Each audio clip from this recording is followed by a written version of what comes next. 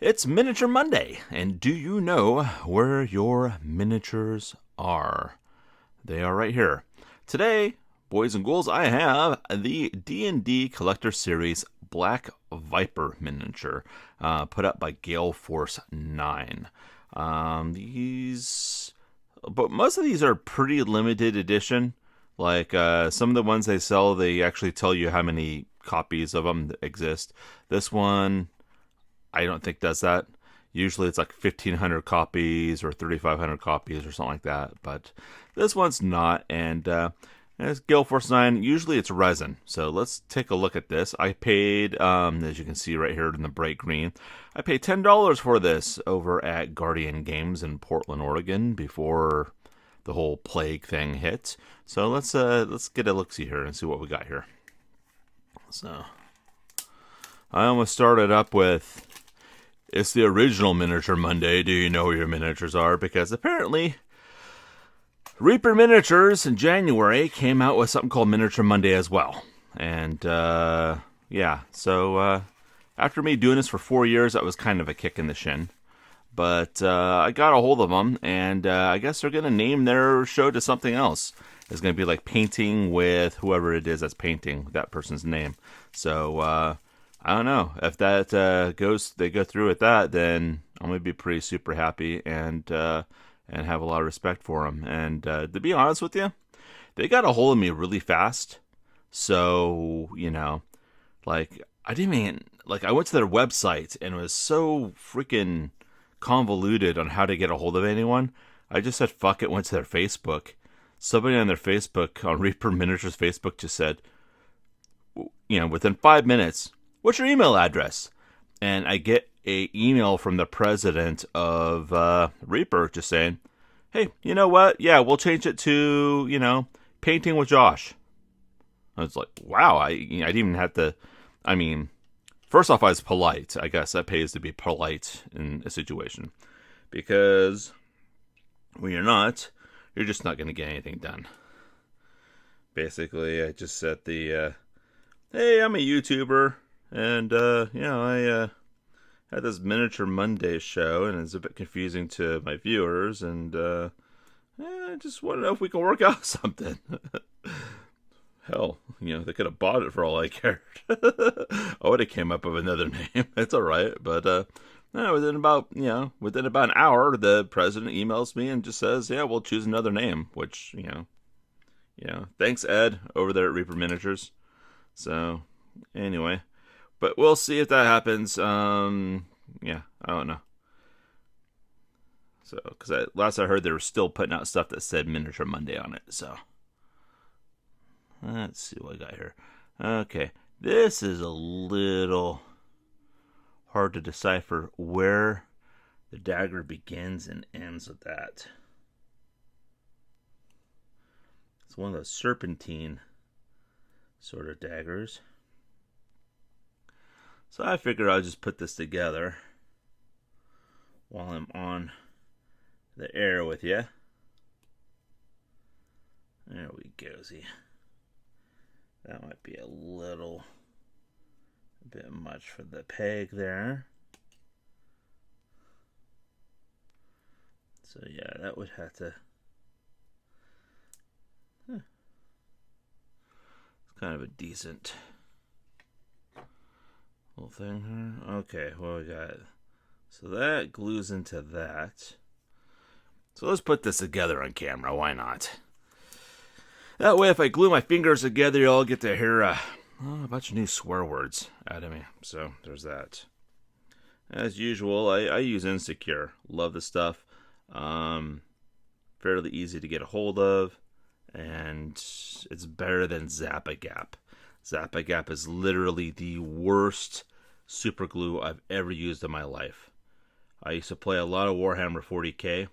And my army was put together with Zap-A-Gap, and anytime I moved the miniatures, arms and heads, and bump the camera there, arms, heads, and all sorts of stuff would just fall off the miniatures when I moved it, and which was, you know, it kind of worked if you're having like a Nurgle army, you know, you're moving from point A to point B, but But yeah, no, it was annoying. After that game, I would never use Zap a Gap again. I was pretty aggro. But okay, so the base is pretty cool. It looks like it is a 1-inch round base, also known as 24 by 24 millimeters. And so we got that glued in. Let's put this in. Now you gotta be really careful, because this is like a soft sort of resin. So, you're going to break some stuff off. But this is what our miniature looks like, assembled. You got to do a little bit of trimming right there, of course. But the detail, get the camera to focus here for me. Hello, come on. Here we go. Come on, you can do it. There we go. So, the detail is pretty incredible for this.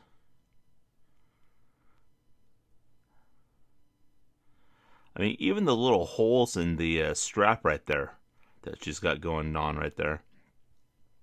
You can just see the little, almost like the belt strap holes. If I get this stupid. Come on. Do me a favor here.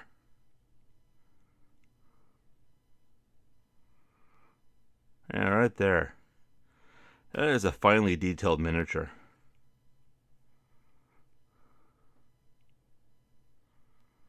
And she's got like a rapier on her shoulder.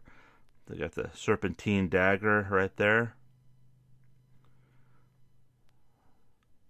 I don't know. I think it's a cool miniature. Let's put it back on the stand. I even think the stand's cool. I like the textured brick on the stand. It's all around a pretty good miniature.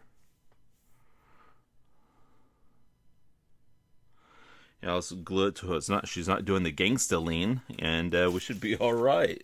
And then I also got good old Sir 4 scale right next to her, just to kind of give you an idea of her size.